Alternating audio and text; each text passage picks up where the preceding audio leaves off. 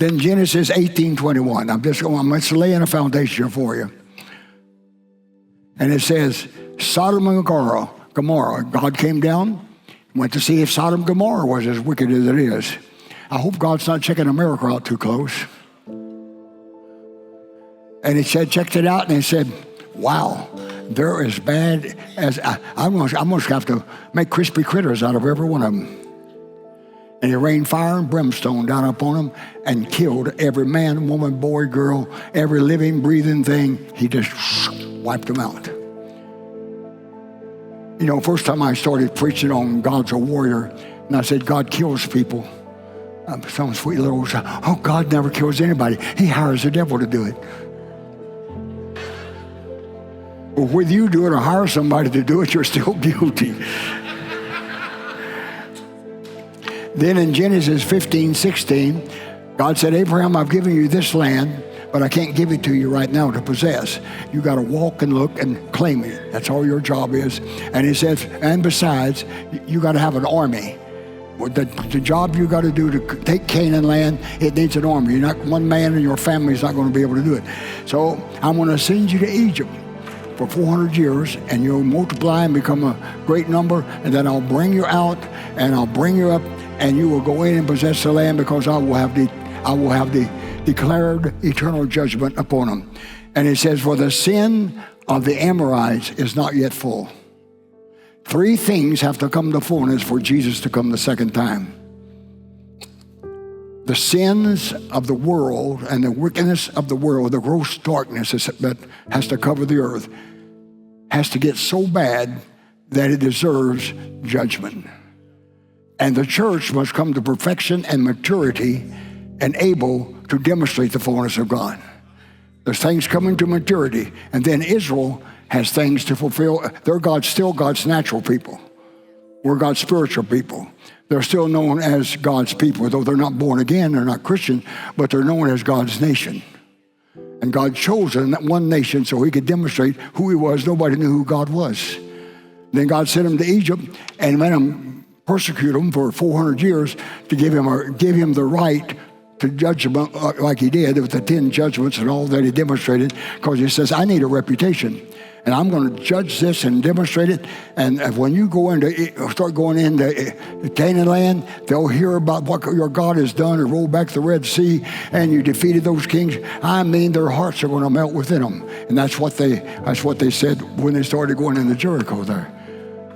Right now, we're in a maturing process. Let me just say, every 2,000 years, God changed the race in humanity. Adam was kicked out of the garden, and time started there in a sense of the fallen human race. In 2,000 years, we had the fallen human race. Then Abraham came and started his Jewish Israeli race. And then Christ came 2,000 years later and started the church race. And 2,000 years after that should start the kingdom race.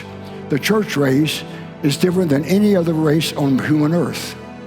Did you know you're different than any other human being? You have eternal life in a mortal body. The rest of the world has eternal death in a mortal body. And if they're never born again, they will spend eternal death in the lake of fire. Right? And so God is getting us ready to demonstrate his glory and power. Pastor Tom talked about high praises. Well, that's when God restores the high praises. It's Psalm 149, 6-9. Let the high praises of God be in our mouth and a two-edged sword in our hand to execute vengeance upon the heathen and punish them upon the people. This have all his saints. How many have saints here? And you're going to be able to execute it. And we execute principalities and powers until we come to time when I don't know whether we're going to be raptured and jump on the white horses and they sweep through the earth, but then we fight flesh and blood. Right? When Jesus comes, he's going to wipe out all the wicked on the face of the earth and cast the Antichrist and the false prophet, the beast, into the lake of fire. And he's going to set up his kingdom on earth, and we're supposed to rule and reign with him 1,000 years. Come on. See, everything that happened in the Old Testament is a type. Take the tabernacle, for example.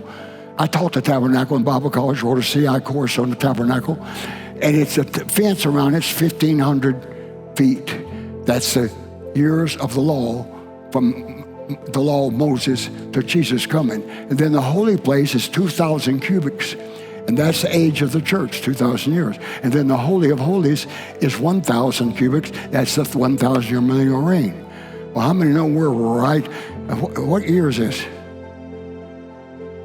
Is where you live 2023? You don't know where it is, okay. You see, Jesus was born, and then the church was born in 2030. Because they figured he was born 4 years before they started the calendar for him. And so they had him 4 BC. So 30 AD, Jesus was, the church was birthed. When will 2,000 years be accumulated? 2030. What year is this? How many more years we got for the 2,000-year period? 7 more. Now, it's never happened right on the dot, but it's 10 to 15 years around that. Now, of course, we have to go by the Jewish calendar. We got another 240 years. Okay.